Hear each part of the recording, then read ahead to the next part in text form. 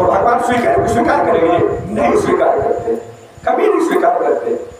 अरे भगवान के पास जाने का मतलब सुनिए ध्यानपूर्वक, हम एक वर्ष में जो भी गलती किए, जो भी पाप किए, तो भोले बाबा देवघर जाने का मतलब हमें जा रहे हैं तो प्रायश्चित करने जा रहे हैं कि हे भोले बाबा, आज के पहले जितने भी गलती हमसे हुआ अब दोबारा वो गलती नहीं होगा, वो अब अब दोबारा नहीं करेंगे, अब दोबारा हम किसी का अपराध नहीं करेंगे। ये होना मैंने वहां जाने का मतलब हुआ कि हम प्रायश्चित हो गए, दोबारा गलती नहीं होगा, तब तो भोले बाबा आपका जल को स्वीकार करेंगे, नहीं तो आते जाते रहेंगे। बहम है कि आपको स्वीकार करेंगे, नहीं स्वीकार करेंगे। स्वीकार उसी को करेंगे जो कि प्रायश्चित कर लिए कि आने के बाद फिर दोबारा गलती नहीं होगा। ये क्योंकि भोले बाबा भी महान वैष्णव है, भोले बाबा वैष्णवों में श्रेष्ठ कहते हैं। शास्त्र कहता है कि जिस प्रकार व्रतों में श्रेष्ठ एकादशी व्रत, नदियों में श्रेष्ठ गंगा माता, और भागवतों में श्रेष्ठ, पुराणों में श्रेष्ठ भागवत महापुराण, और वैष्णवों में श्रेष्ठ शिव शंकर है। भगवान जब शंकर, आप वैष्णव है, शंकर भगवान वैष्णव है, तो उनका भक्त वैष्णव को स्वीकार करेंगे? वो भी तो अपने जैसा सोचेंगे कि मेरा भी भक्त वैष्णव ही है। भगवान जब वैष्णव है, भगवान शंकर, तो वो भी तो सोचेंगे कि मेरा भी भक्त सात्विक भोजन करे, हमेशा भक्त से दूर रहे, निरपराध रहे, हमेशा सतवाद में चले। तो ये तो है नहीं, बस सिर्फ जाना है भोले बाबा तक और आकर के फिर वही करना है। तो ये तो भ्रम है, भ्रम है। जाने का मतलब एकदम हमेशा के त्याग दो, तब तुमको वहां जाना अच्छा है, नहीं तो जाने से कोई फायदा नहीं है। आपका जल स्वीकार कभी भगवान नहीं करेंगे।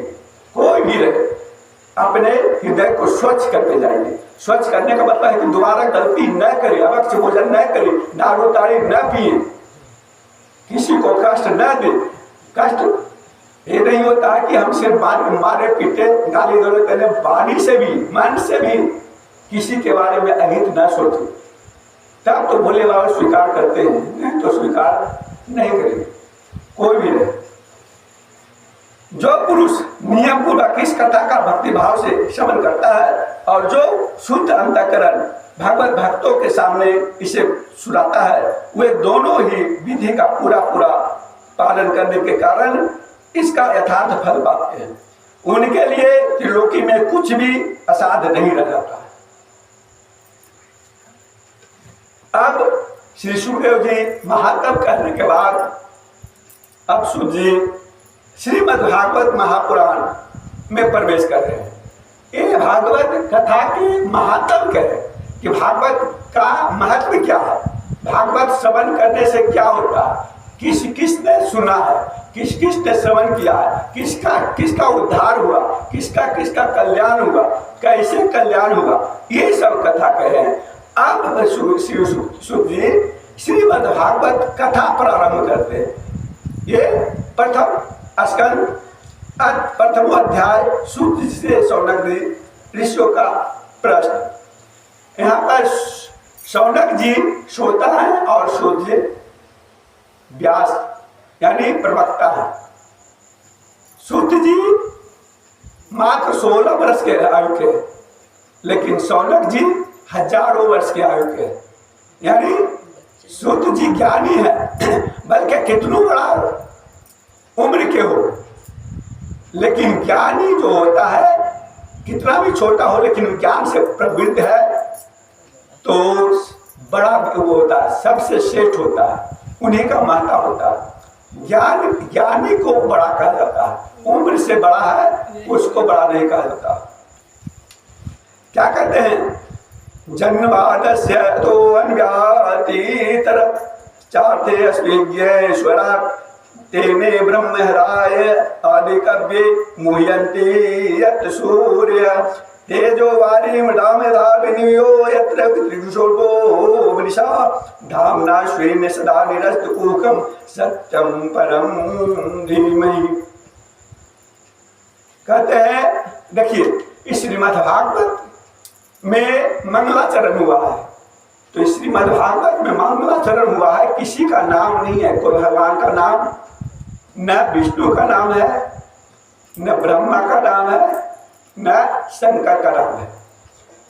इसमें क्या दिया है? सत्य स्वरूप परमात्मा, वही परमात्मा है जो सत्य स्वरूप है, हमेशा सत्य जो है वही परमात्मा है। कहते हैं सत्य साच बरोबर टप नहीं, झूठ बरोबर पाप। जो हमेशा सत्य बोलता है, हमेशा सत्य बोलता है, वो समझे तप कर रहा, उससे बड़ा तपस्वी कोई नहीं है। तो इसमें सबसे बड़ा सत्य को मानते हैं, सत्य का महत्व दिया गया है। जो सत्य रूपी परमात्मा को प्रणाम किए, कैसे?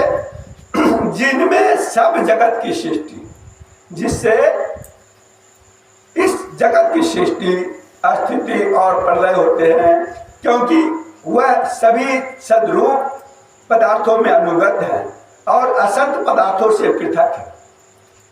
जड़ नहीं चेतन है, परतंत्र नहीं स्वयं प्रकाश है। जो ब्रह्मा अथवा हिरण्यगर्भ नहीं, प्रत्युत उन्हें अपने संकल्प में ही जिसने उस वेद का दान किया है, जिसके संबंध में बड़े बड़े विद्वान भी मोहित हो गए, हो जाते हैं। जैसे तेजोमय सूर्य रश्मियों में जल का, जल में स्थल का और स्थल में जल का भ्रम होता है, वैसे ही जिसमें यह त्रिगुणमय जागृत स्वप्न सुषुप्ति रूपा सृष्टि मिथ्या होने पर भी अधिष्ठान सत्ता से सत्य व्रत प्रतीत हो रहे हैं। ये संसार क्या है? असत्य है। क्या है? असत्य है। शास्त्र कहता है कि जो दिखता है, संसार में कुछ भी हो, जो दिख रहा है वो है नहीं, जो है वो दिखता नहीं। यानी सत्य रूपी परमात्मा है, अदृश्य में है, लेकिन वो दिखता नहीं, वही सत्य है। पहले भी सत्य है, पहले भी थे, अभी भी मौजूद है और बाद में भी रहेंगे। वही सत्य रूपी परमात्मा जो दिखता नहीं है वही सत्य है। लेकिन ये पूरे जितने भी संसार दृश्यमान है, जो दिख रहा है, एक दिन नहीं रहेगा। यहाँ तक कि शरीर, मकान, वृक्ष, पेड़, चंद्रमा, सूर्य, आकाश जितने भी है दृश्यमान, सब एक दिन प्रलय होगा।